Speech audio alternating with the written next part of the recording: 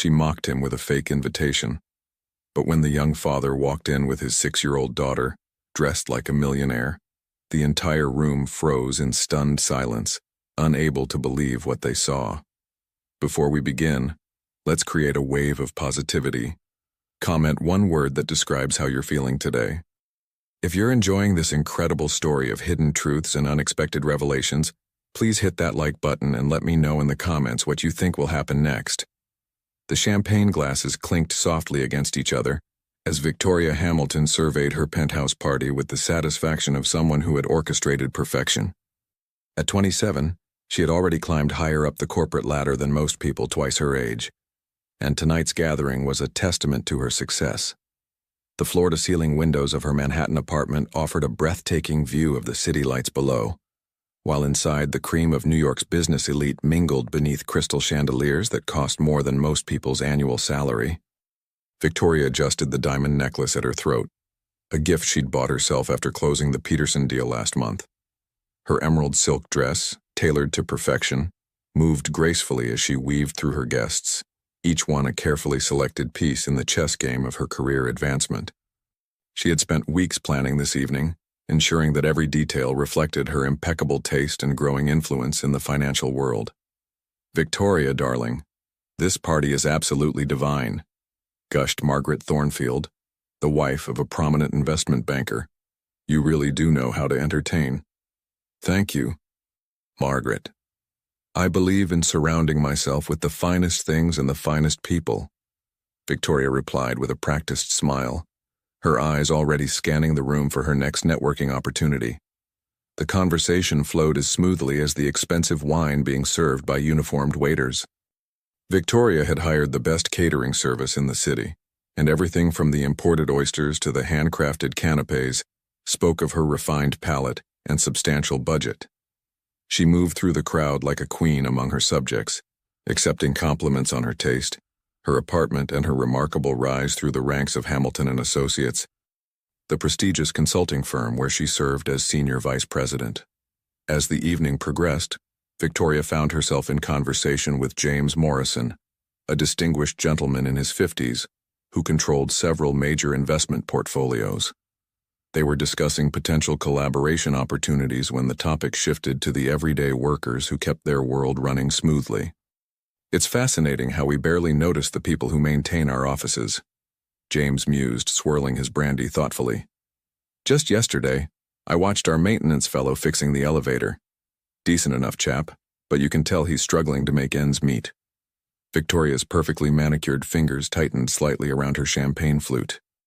She knew exactly whom James was referring to.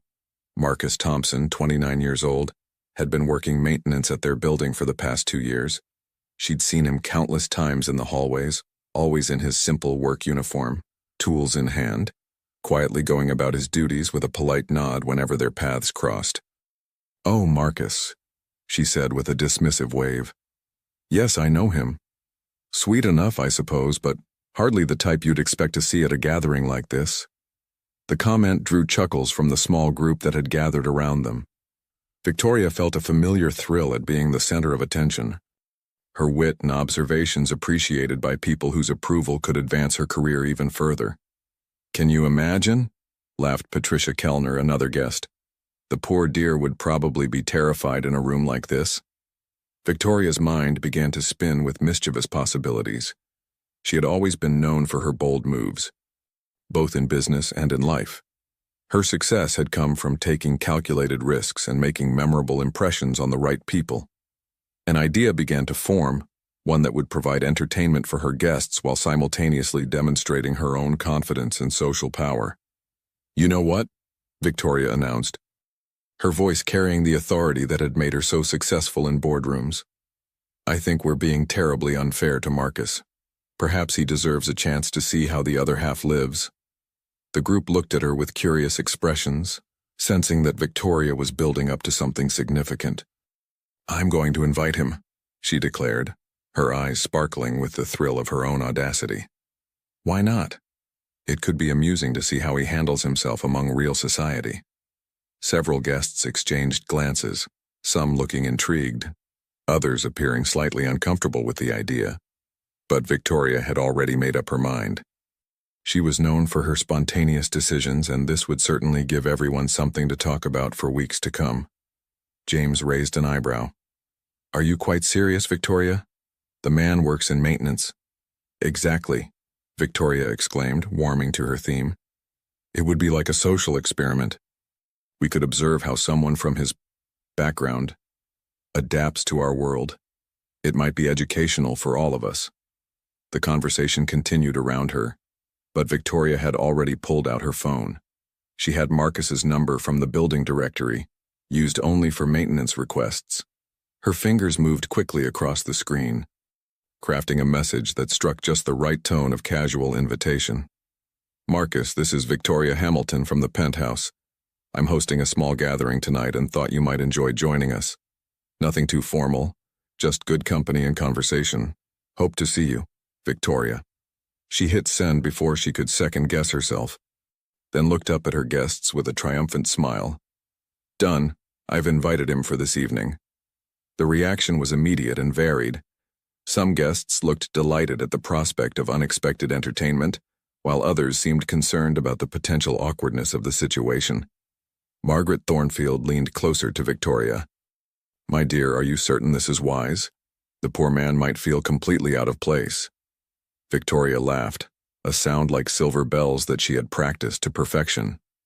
"Margaret, don't you think it's time we broke down some barriers? Besides, if he's uncomfortable, he can always leave, but who knows? Perhaps we'll be surprised." Her phone buzzed with a response almost immediately. "Thank you for the invitation, Miss Hamilton. I would be honored to attend. May I bring my daughter? Marcus." Victoria stared at the message for a moment. She hadn't known Marcus had a daughter, but the request seemed reasonable enough. A child would add an interesting dynamic to the evening, and it might even make Marcus more comfortable to have family with him. "Of course. Looking forward to meeting her, Victoria," she replied quickly. Turning back to her guests, she shared the update. "Apparently he has a daughter he'd like to bring along.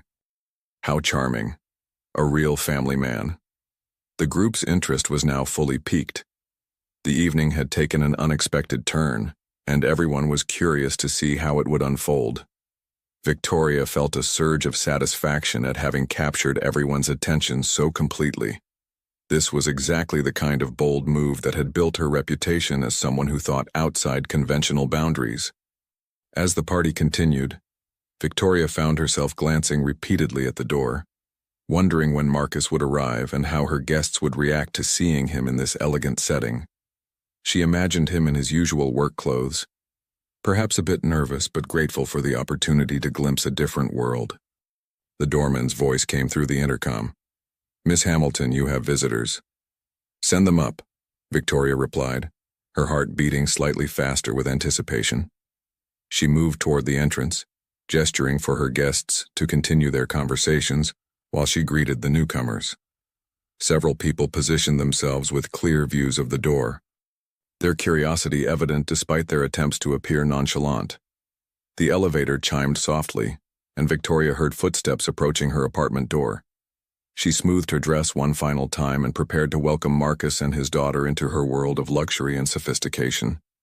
The doorbell rang with its melodious chime, and Victoria stepped forward with confidence, ready to open the door and witness the reaction of a working-class man stepping into high society for the first time. She expected to see gratitude, perhaps some nervousness, and definitely the wide-eyed wonder of someone experiencing luxury beyond their usual realm. What she didn't expect was what waited on the other side of that door, something that would challenge every assumption she had made and leave her questioning everything she thought she knew about the quiet maintenance worker who had just accepted her impulsive invitation.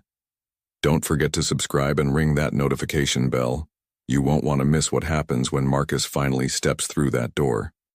Victoria's hand hovered over the ornate brass door handle for just a moment, her mind racing with anticipation. Behind her, the party continued with its sophisticated murmur of conversation and gentle classical music, but she could sense that several of her guests had strategically positioned themselves to witness this moment. She had built this evening around the entertainment value of watching a simple maintenance worker navigate her world of privilege, and now it was time for the show to begin. With a confident smile, she pulled open the heavy mahogany door, expecting to see Marcus in his usual work attire, perhaps clutching his daughter's hand nervously as they took in the opulent surroundings of her penthouse hallway. Instead, Victoria found herself staring at a transformation so complete, so utterly unexpected, that her breath caught in her throat and her champagne glass nearly slipped from her suddenly nerveless fingers. The man standing before her bore little resemblance to the maintenance worker she knew. Gone was the simple uniform and worn work boots.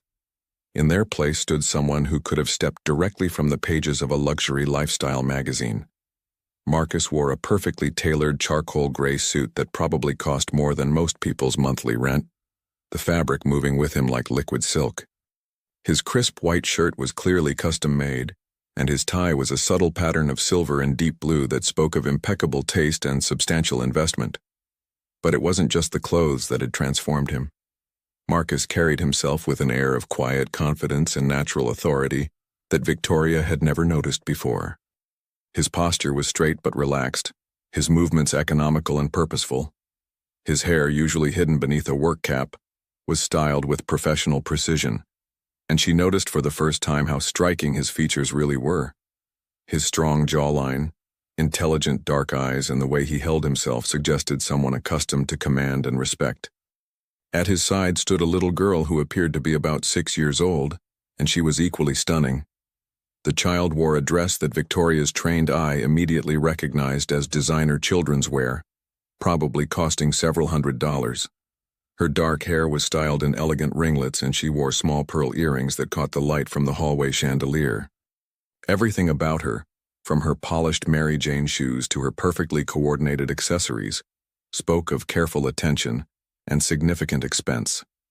"Victoria," Marcus said smoothly, his voice carrying a warmth and refinement that she had never heard before. "Thank you so much for the invitation. This is my daughter, Emily." The little girl stepped forward with the poise of someone far beyond her years, offering a small curtsy that would have been appropriate in any royal court. "It's a pleasure to meet you, Miss Hamilton.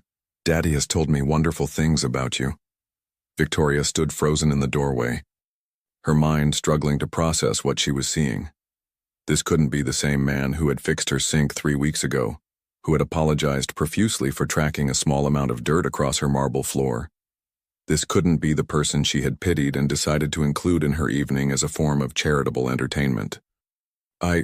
Yes, please come in," she managed to stammer, stepping back to allow them entry. As Marcus and Emily moved into her apartment, Victoria noticed several things that made her confusion even deeper. Marcus wore a watch that she was certain was a Patek Philippe, easily worth more than her car.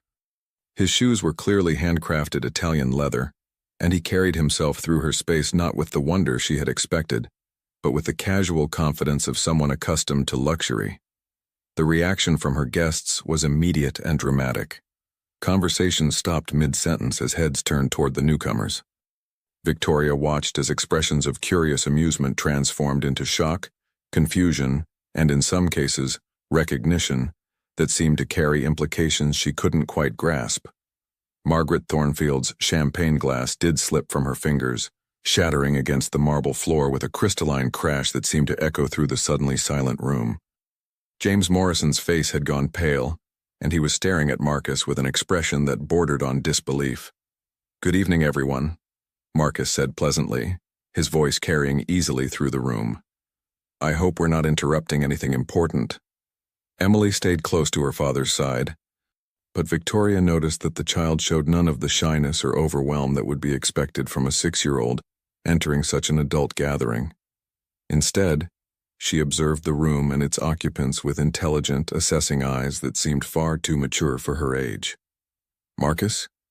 James Morrison's voice cracked slightly. "Marcus Thompson." "Hello, James," Marcus replied with a warm smile. "It's good to see you again. How are Patricia and the children?" Victoria's head spun as she tried to process the implications of this exchange. James Morrison, one of the most influential financiers in the city, clearly knew Marcus personally and seemed stunned to see him here. They're well, thank you," James stammered. "I had no idea that you were working maintenance in Victoria's building?" Marcus finished gently. Yes, well, everyone needs a hobby, don't they? The word hobby hit the room like a thunderclap. Victoria felt her knees go weak as the full implication of what Marcus had just said began to sink in. A hobby. He had referred to his job, the job she had used to define his entire social status, as a hobby.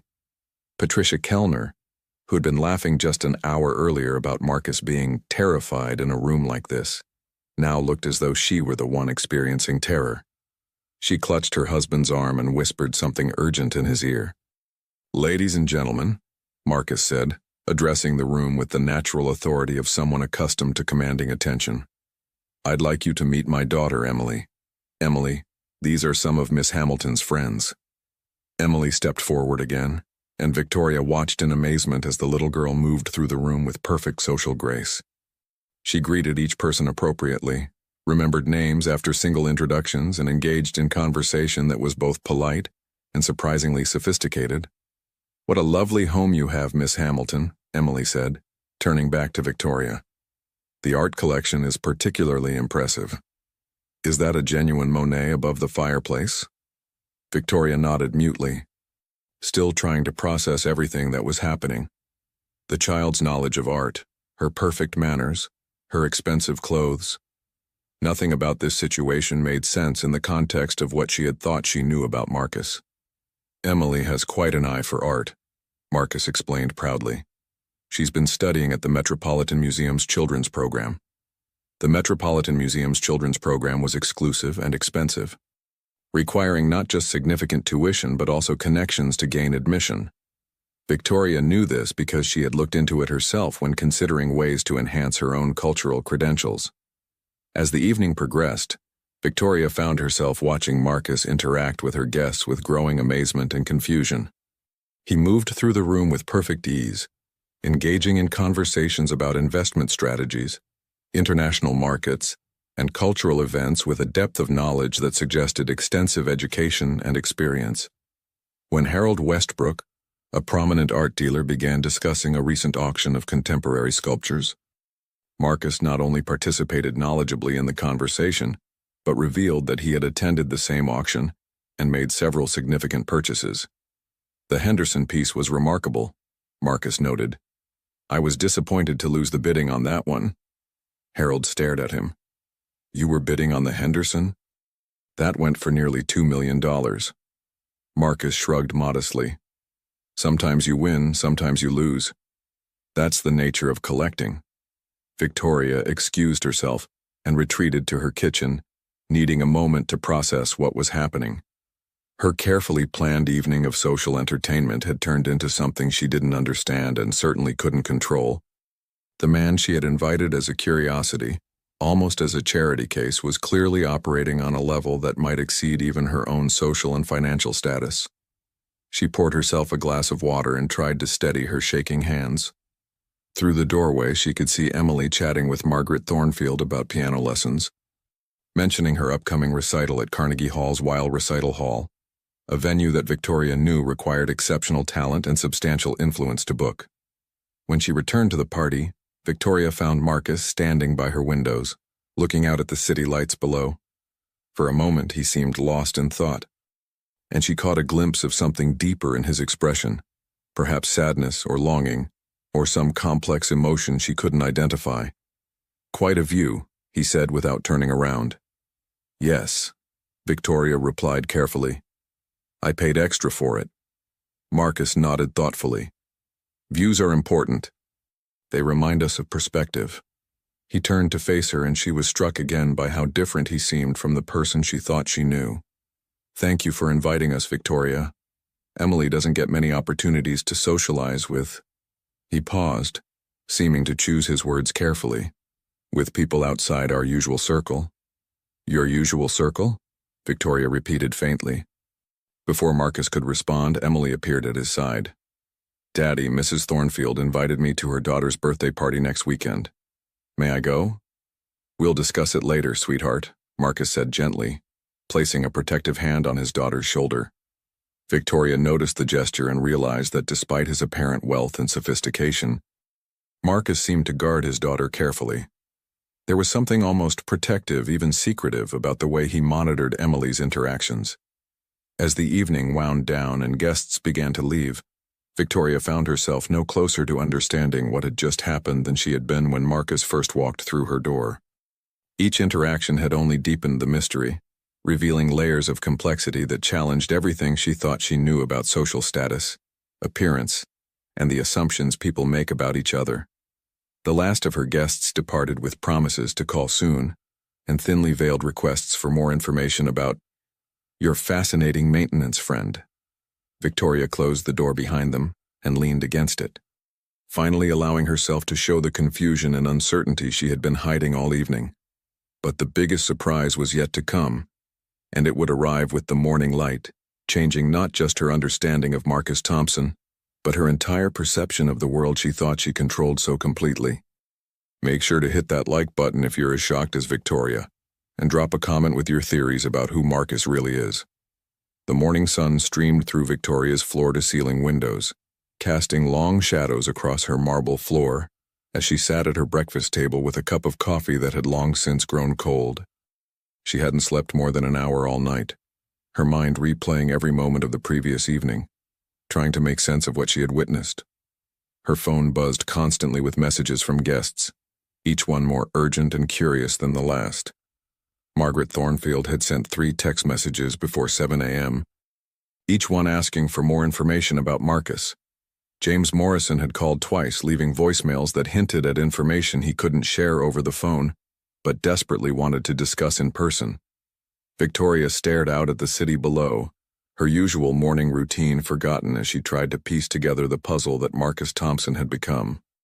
Everything about him, his clothes, his confidence, his daughter's sophistication, his casual references to million-dollar art auctions, suggested wealth and status that far exceeded anything she had achieved. Yet he worked maintenance in her building, a job that paid barely enough to cover rent in most neighborhoods, let alone support the lifestyle she had witnessed. Her doorbell chimed, interrupting her troubled thoughts. Victoria glanced at her phone. It was barely 8 a.m. on a Saturday, far too early for social calls.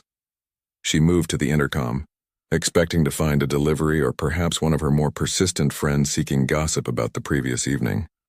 "Miss Hamilton?" The voice was young and professional. "This is Jennifer Walsh from the New York Chronicle.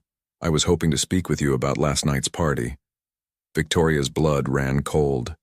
The New York Chronicle was one of the city's most respected newspapers, but they also had a social gossip section that could make or break reputations in her circles. She had never spoken to them before, and she certainly hadn't expected them to be interested in her gathering. "I'm sorry, but I don't give interviews," Victoria replied carefully. "Ma'am, I understand your reluctance, but there's been some development regarding one of your guests that the public has a right to know about. It would be better if we could discuss this properly."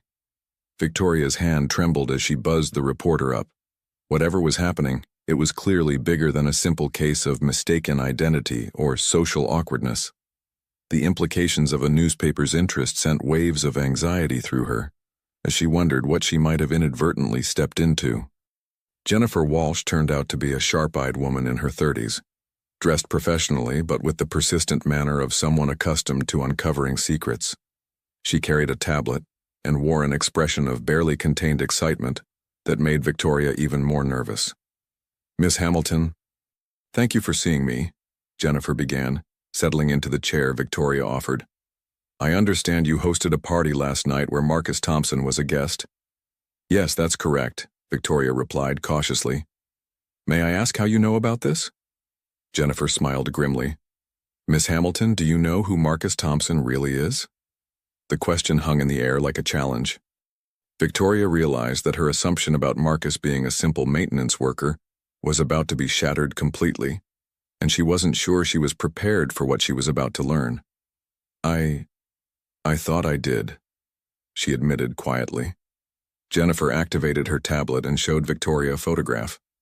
It was clearly Marcus, but he was dressed in an expensive business suit and standing behind a podium with a microphone. Behind him was a logo Victoria didn't recognize, but the setting looked official and important. "This photograph was taken 3 years ago," Jennifer explained. Marcus Thompson was announcing the launch of the Thompson Foundation's latest humanitarian initiative. The foundation has assets exceeding $800 million. Victoria stared at the image, her mouth falling open. 800 million? Miss Hamilton, Marcus Thompson isn't just wealthy. He's one of the most influential philanthropists in the country. The Thompson Foundation funds education programs, medical research, and infrastructure development in over 40 countries. Last year alone, they donated more money to charitable causes than some small nations spend on their entire social programs. The reporter swiped to another image, this one showing Marcus at what appeared to be an elegant charity gala, speaking with people Victoria recognized as world leaders and celebrities. In the photo, he wore the same expression of quiet confidence she had seen the night before, but now it made sense in a completely different context. But why? Victoria stammered. Why would someone like that be working maintenance? Jennifer leaned forward intently. That's exactly what we're trying to figure out. 3 years ago, Marcus Thompson disappeared from public life. The foundation continued its work, but he stepped back from all public appearances and official duties. Nobody in charitable circles has seen him since. She showed Victoria another image. This one more recent and grainy, clearly taken with a long-range lens. It showed Marcus in his maintenance uniform, entering the building where Victoria lived. We've been trying to track him down for months. There are rumors about a family tragedy, about why he went into hiding, but nobody has been able to confirm anything. Last night's party was the first time he's been seen in social circles since his disappearance. Victoria's mind raced as she tried to process this information. The quiet, polite maintenance worker she had seen dozens of times was actually one of the most powerful philanthropists in the world. Someone who controlled resources that could change entire communities. His daughter, Victoria said suddenly. Emily, she seemed so sophisticated. Jennifer nodded grimly. Emily Thompson. Before her father's disappearance, she was being tutored by the same educators who work with European royal children. Her mother was Dr. Sarah Thompson, one of the country's leading pediatric surgeons. Was. Victoria caught the past tense immediately. Dr. Thompson died in a car accident 3 years ago. That's when Marcus disappeared from public life. Some people think he blamed himself for what happened. Others believe there were threats against his family that forced him into hiding. Victoria sank back into her chair as the full weight of the situation hit her. She had invited one of the world's most reclusive billionaires to her party as entertainment, treating him like a charity case, while he probably could have bought her entire building without noticing the expense. Miss Hamilton, Jennifer continued, several of your guests have already spoken to other reporters. Word is getting out that Marcus Thompson has resurfaced, and there's going to be significant media attention. I need to ask, did he say anything last night that might explain why he's been living this double life? Victoria shook her head, feeling overwhelmed. He barely said anything about himself. He was charming, knowledgeable, clearly comfortable with wealth and sophistication, but he didn't explain anything. Did his daughter mention her mother? Or anything about why they're living so differently from how they used to? No, Victoria replied, remembering Emily's perfect manners and mature conversation.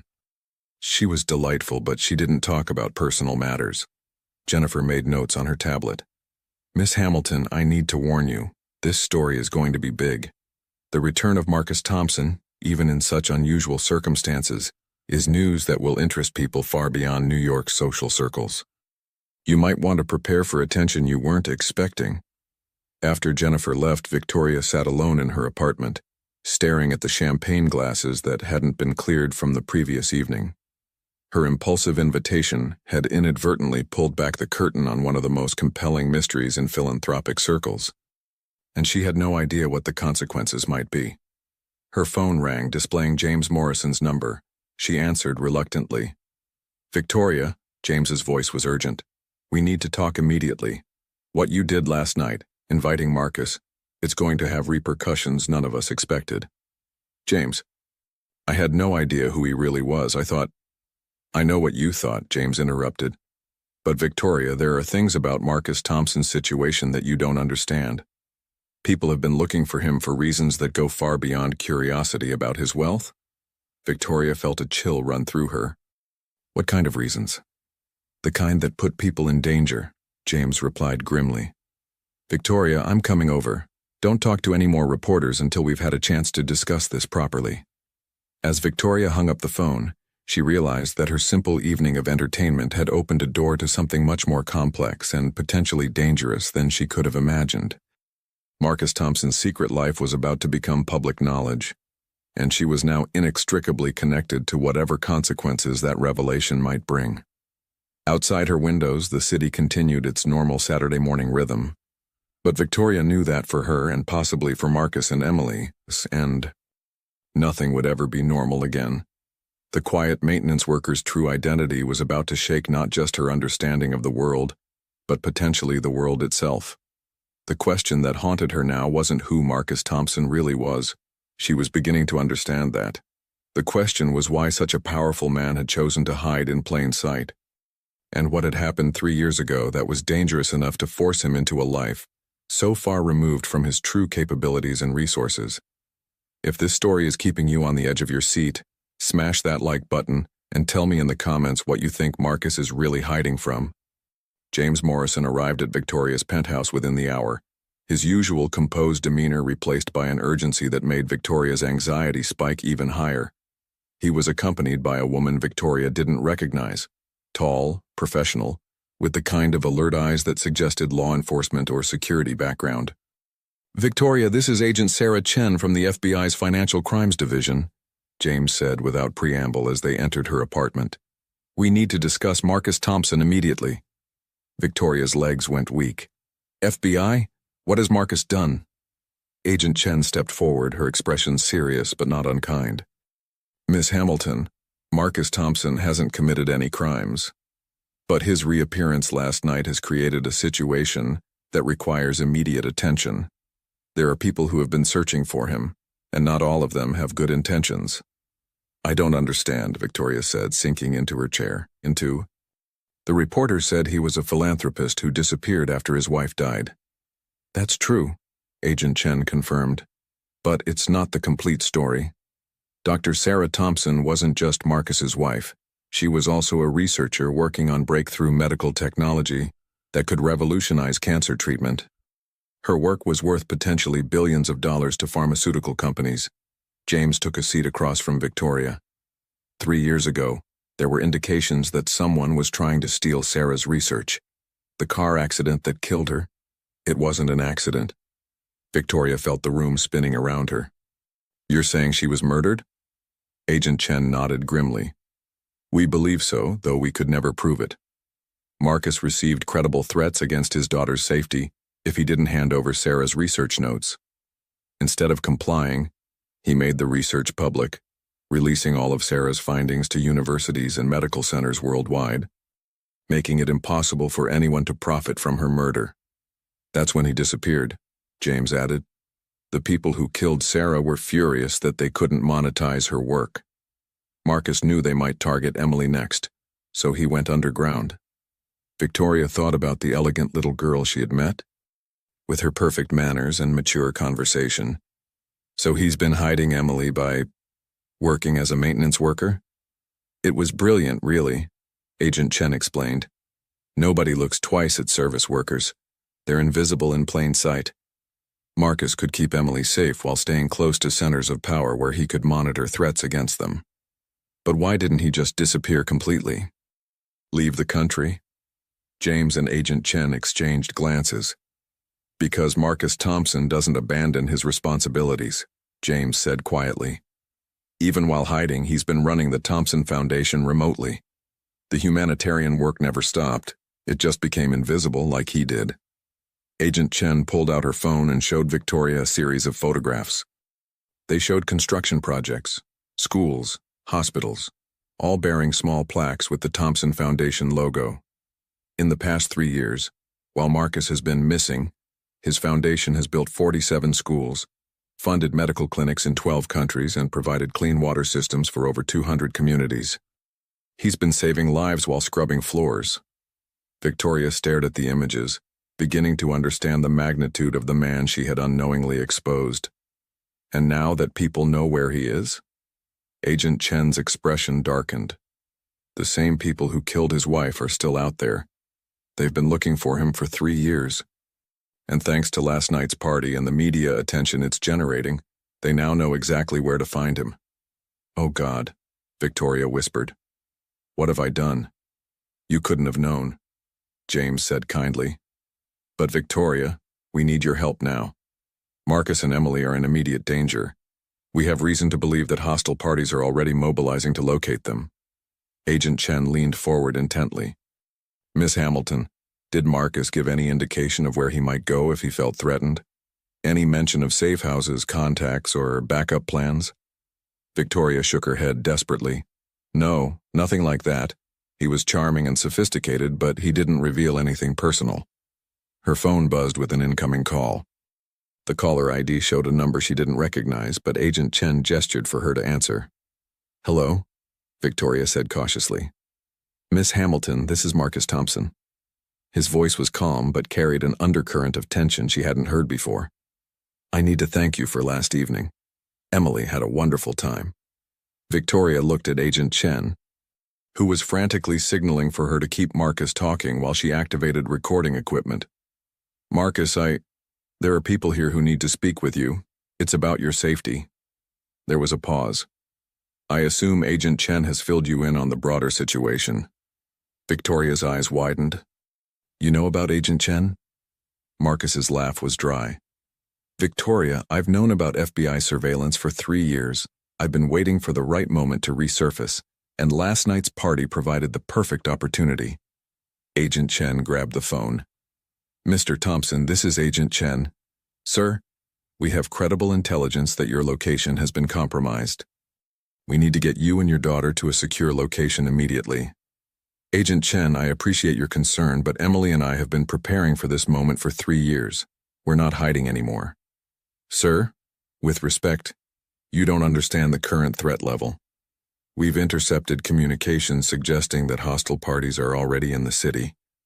Marcus's voice hardened. "Agent Chen, I understand the threat level better than you might think. The people who killed my wife made one critical error. They assumed that grief would make me weak. They were wrong." Victoria listened to this exchange with growing confusion and fear. The Marcus she was hearing now sounded nothing like the polite maintenance worker or even the sophisticated party guest. This version carried an edge of steel that suggested capabilities far beyond philanthropy. "Mr. Thompson," Agent Chen continued, "what are your intentions?" "My intentions are simple," Marcus replied. "For 3 years, I've been gathering evidence about who killed Sarah and why. I've been building cases, documenting connections, and preparing for the day when I could ensure that Emily would never have to live in fear again." James took the phone. "Marcus, it's James Morrison. What kind of evidence are you talking about?" "Hello, James. I'm talking about financial records, communication intercepts, testimony from witnesses who were too frightened to speak 3 years ago but who have found their courage since then. I'm talking about enough evidence to put the people responsible for Sarah's death in prison for life." Agent Chen's eyes lit up with professional interest. "Mr. Thompson, are you saying you've been conducting your own investigation?" "I'm saying that the Thompson Foundation's resources extend far beyond building schools and hospitals. When someone murders your wife for her medical research, you learn very quickly that money can buy many things, including justice, if you're patient enough." Victoria realized she was witnessing something extraordinary. Marcus hadn't been hiding for 3 years. He'd been hunting. "Sir, we need to meet immediately," Agent Chen said urgently. "If you have evidence that could break this case open, we need to coordinate our efforts. Agent Chen, meet me at the Thompson Foundation headquarters at noon. Come alone and bring Miss Hamilton with you." "Sir, that building has been empty for 3 years. Our surveillance shows—" Marcus interrupted with what sounded like genuine amusement. "Agent Chen, your surveillance shows what I wanted it to show. The Thompson Foundation never stopped operating. It just became more discreet about its methods." The line went dead, leaving Victoria, James, and Agent Chen staring at each other in stunned silence. "He's been playing a completely different game than we realized," Agent Chen said slowly. For 3 years, we thought we were protecting a grieving father in hiding. Instead, we've been watching one of the most sophisticated private investigations in modern history. James shook his head in amazement. I should have known. Marcus Thompson didn't build a humanitarian empire by being passive. The man I knew before Sarah's death was brilliant, determined, and absolutely ruthless when it came to protecting the people he loved. Victoria felt a mixture of awe and terror. And I invited him to my party as entertainment. Agent Chen was already making phone calls, coordinating with her team for the noon meeting. As she spoke rapidly into her phone, Victoria began to understand that she had accidentally triggered something much larger than a social embarrassment or even a news story. She had inadvertently signaled the beginning of what might be one of the most significant takedowns of organized crime in recent history. Orchestrated by a man who had spent 3 years pretending to fix broken elevators, while actually preparing to break the people who had destroyed his family. The morning sun climbed higher outside Victoria's windows. But she knew that by afternoon, everything would be different. Marcus Thompson was done hiding. And the people who had underestimated him were about to discover exactly what kind of enemy they had made when they killed his wife and threatened his daughter. The quiet maintenance worker had been a disguise. The sophisticated party guest had been a glimpse of his true self. But what they were about to meet at the Thompson Foundation headquarters would be something else entirely. A man who had spent 3 years turning grief into a weapon and was finally ready to use it. Hit that subscribe button because you will not believe what Marcus has been planning all this time. This is about to get incredible. The Thompson Foundation headquarters stood as a testament to architectural elegance in the heart of Manhattan's financial district. Victoria had passed the building dozens of times over the years, always noting its impressive facade, but never paying close attention to its apparent emptiness. Now, as she approached it with Agent Chen, she realized how wrong her assumptions had been. From the street, the building appeared exactly as it had for the past 3 years. Dark windows, no visible activity. The subtle signs of a business in indefinite suspension. But as they entered through the main lobby, Victoria immediately noticed details that suggested a very different reality. The lobby was spotlessly maintained, the marble floors gleaming despite the building's supposedly vacant status. The security desk was unmanned. But Victoria caught the subtle red glow of active surveillance cameras and the barely audible hum of sophisticated electronic systems. Agent Chen approached the elevator bank, but before she could press the call button, the doors to the center elevator opened silently, revealing a figure that made Victoria's breath catch in her throat. It was Marcus, but this version bore little resemblance to either the maintenance worker she had known or the elegant party guest from the previous evening. He wore a perfectly tailored black business suit that seemed to amplify his natural authority, and he carried himself with the unmistakable bearing of someone accustomed to wielding significant power. But it was his eyes that struck Victoria most forcefully. They held a focused intensity that spoke of 3 years spent preparing for this exact moment. Agent Chen, Miss Hamilton, he greeted them formally, gesturing for them to enter the elevator. Thank you for coming. As the elevator rose smoothly to the top floor, Victoria found herself studying Marcus's reflection in the polished steel doors. Gone was any trace of the deferent maintenance worker or even the charming guest who had surprised her party. This was clearly Marcus Thompson in his element, a man who controlled resources worth hundreds of millions of dollars, and who had spent 3 years orchestrating what she was beginning to suspect would be an extraordinary reckoning. The elevator opened directly into what had once been the Foundation's executive offices.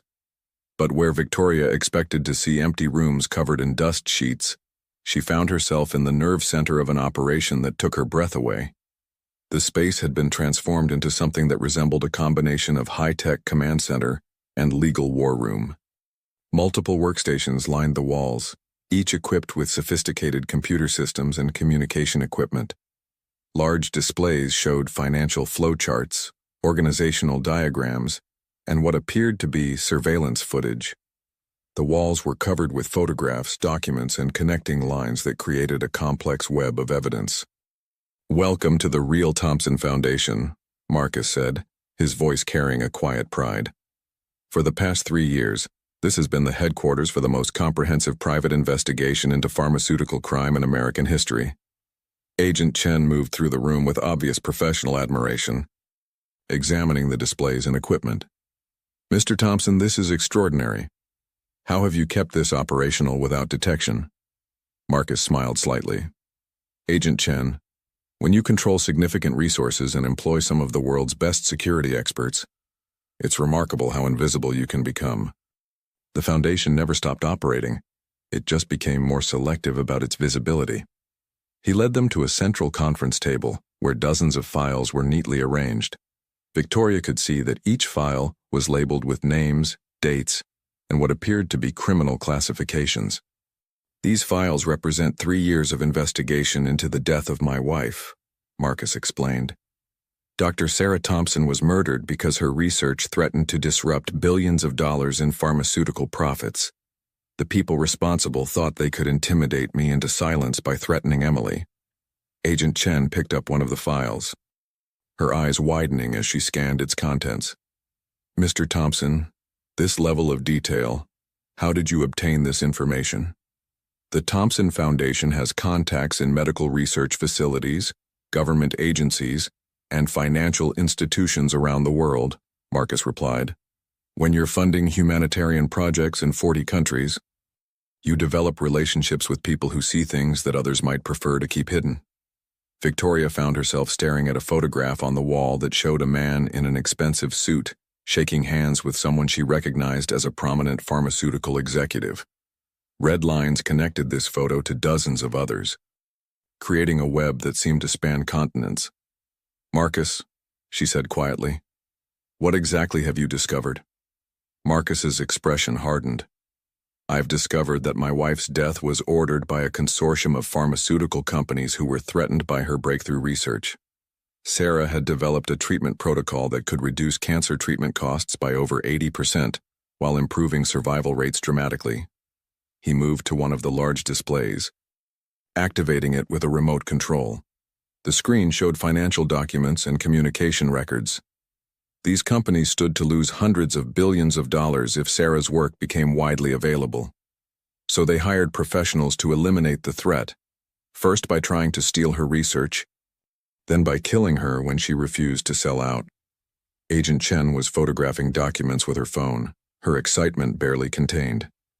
"Mr. Thompson, this evidence could support prosecutions for murder, conspiracy, racketeering, and dozens of other charges. Why haven't you brought this to law enforcement before now?" Marcus's smile was cold. "Because 3 years ago I couldn't protect Emily if these people decided to eliminate both of us.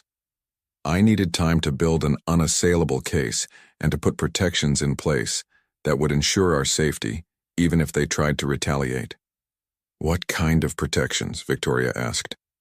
"The kind that come from having detailed evidence of criminal activity distributed to law enforcement agencies, journalists and government officials in 12 countries with instructions to release everything if anything happens to Emily or me."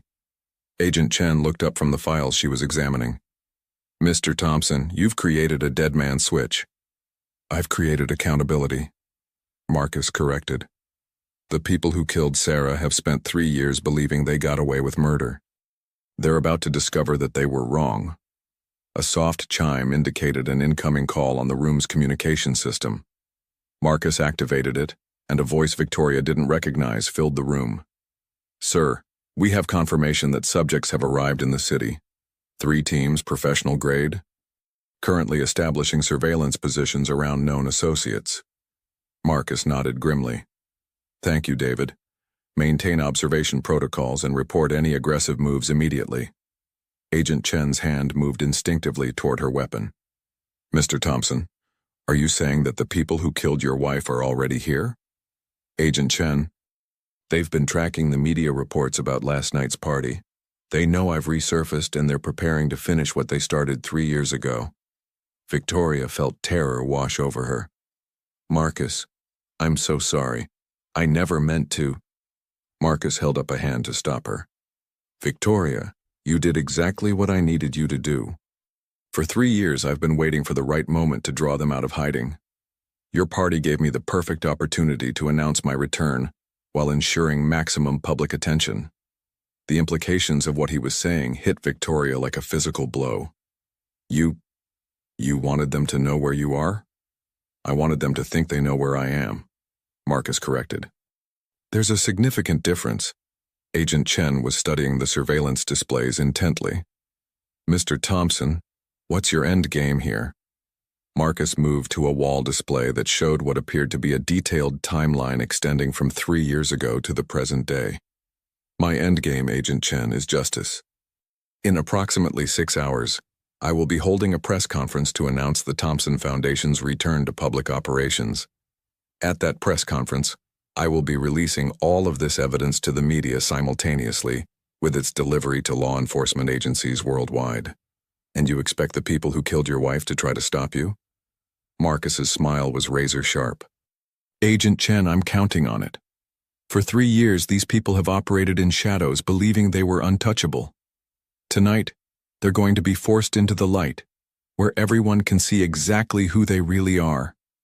Victoria realized she was witnessing something unprecedented. A man who had spent 3 years turning his grief into the most sophisticated trap she could imagine. Marcus hadn't been hiding from his enemies. He had been preparing to destroy them. But as she looked at the evidence covering the walls, at the surveillance feeds showing armed professionals moving through the city, she began to understand that the next few hours would determine not just whether Marcus Thompson got justice for his wife's murder, but whether he and Emily would survive to see that justice served. The quiet maintenance worker had been preparing for war, and tonight, that war would finally begin. This is it, the incredible finale you've been waiting for. Make sure to like this video and subscribe because this ending will absolutely blow your mind. The press conference was scheduled for 6 p.m. at the Grand Ballroom of the Meridian Hotel, one of Manhattan's most prestigious venues. By 4 p.m., Marcus had transformed the space into something that resembled both a media event and a fortress. Victoria watched in amazement as security personnel, clearly professionals, not hotel staff, took positions throughout the room while technical crews set up equipment that looked far more sophisticated than typical press conference gear. Emily should be here soon, Marcus said, checking his watch with the calm precision of someone executing a carefully planned operation. He wore an impeccably tailored navy suit that projected both authority and approachability. The perfect image for someone about to reveal one of the biggest scandals in pharmaceutical history. Agent Chen, now accompanied by a full FBI tactical team positioned discreetly around the hotel, approached Marcus with final updates. Sir, we have confirmation that hostile parties have established positions in 3 buildings with sightlines to this location. They appear to be coordinating for some kind of operation during your press conference. Marcus nodded as though this was exactly what he had expected. Agent Chen, are your teams ready to move when I give the signal? Yes, sir. But Mr. Thompson, I have to ask again. Are you certain about using yourself and your daughter as bait? We could arrange for your safety and still proceed with the prosecutions. Marcus's expression hardened with resolve. Agent Chen, these people killed my wife because they thought they could operate with impunity. The only way to ensure Emily's long-term safety is to demonstrate that touching our family has consequences they never imagined. Victoria felt her anxiety spike as she realized the full scope of what Marcus had planned. Marcus, you're not just exposing a criminal conspiracy, you're drawing them into a trap where Emily could be hurt. Victoria, Marcus replied gently, Emily has been in danger every day for the past 3 years. Today that danger ends permanently. At precisely 5:30, Emily arrived with an escort that included both FBI agents and private security personnel. She wore an elegant blue dress that made her look like a young princess, and she carried herself with the same poise Victoria had noticed at the party. But there was something different about her demeanor, a maturity and understanding that seemed far beyond her 6 years. Daddy, Emily said, approaching Marcus with calm confidence. Are you ready to tell everyone the truth about Mommy? Marcus knelt down to Emily's level, his expression softening with paternal love. Yes, sweetheart. Today everyone will know what an amazing woman your mother was, and why the people who hurt her can never hurt anyone else again. Emily nodded solemnly. Mommy would be proud of you, Daddy. You've been very brave. Victoria watched this exchange with tears in her eyes, beginning to understand that Emily wasn't just an innocent child caught up in adult conflicts. She was a participant who understood exactly what was happening and why it mattered. At 6 p.m. precisely, Marcus took the podium before an audience that included major media representatives, law enforcement officials, and what Victoria suspected were undercover agents from multiple agencies. The room buzzed with anticipation. Word had spread through journalistic circles that Marcus Thompson's reappearance would involve revelations of extraordinary importance. "Ladies and gentlemen," Marcus began, his voice carrying easily through the room with natural authority. "3 years ago, my wife, Dr. Sarah Thompson, was murdered because her medical research threatened to disrupt billions of dollars in pharmaceutical profits. Today, I'm here to ensure that her killers face justice." The room erupted as cameras flashed and reporters began shouting questions. But Marcus raised a hand for silence. "In your press packets, you'll find detailed evidence of a conspiracy involving 17 pharmaceutical companies, 43 individuals, and a network of professional criminals operating across 4 continents. This evidence includes financial records, intercepted communications, and testimony from witnesses who were previously too frightened to speak." Agent Chen, positioned near the back of the room, spoke quietly into her radio. Victoria knew she was coordinating with teams preparing to arrest dozens of suspects simultaneously in multiple countries. Marcus continued, "The Thompson Foundation will be releasing all of this evidence to law enforcement agencies worldwide within the next hour. We will also be establishing a $50 million reward fund for information leading to additional prosecutions related to pharmaceutical crime and medical research theft." As he spoke, Victoria noticed subtle movements around the room. Security personnel were repositioning themselves, and she caught glimpses of what appeared to be law enforcement officials taking positions outside the hotel's windows. Furthermore, Marcus announced, effective immediately, the Thompson Foundation will be making Dr. Sarah Thompson's complete research freely available to medical institutions worldwide, ensuring that her life-saving work can benefit patients regardless of their ability to pay. The crowd's reaction was electric, but Marcus wasn't finished. "Finally, I want to address the people who killed my wife directly." His voice hardened, carrying an edge that made the entire room fall silent. "For 3 years you believed you had silenced the threat Sarah represented. You were wrong. Her work will now save millions of lives, and your crimes will be prosecuted to the full extent of international law."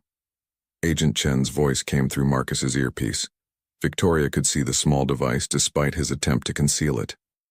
"Mr. Thompson, we have movement. Multiple teams are converging on the hotel. You need to execute now." Marcus smiled grimly and looked directly into the main camera. "To those of you who are watching this broadcast and planning to stop it, you're too late. The evidence has already been transmitted. The arrests are already beginning, and the world now knows exactly who you are and what you've done." As if on cue, Agent Chen stepped forward with a team of federal agents. "Ladies and gentlemen of the press, the FBI is currently executing arrest warrants in connection with the murder of Dr. Sarah Thompson and related pharmaceutical crimes in 7 countries. We expect to have 17 individuals in custody within the hour." The room exploded with questions and camera flashes, but Victoria was watching Marcus and Emily. Father and daughter stood together with quiet dignity, finally safe after 3 years of hiding, their enemies exposed and their future secure. Marcus had done more than seek justice for his wife's murder. He had orchestrated one of the most sophisticated takedowns of organized crime in modern history, using his own family as bait to draw his enemies into the light where they could be captured. But the most remarkable part wasn't the complexity of his plan or the scope of his evidence.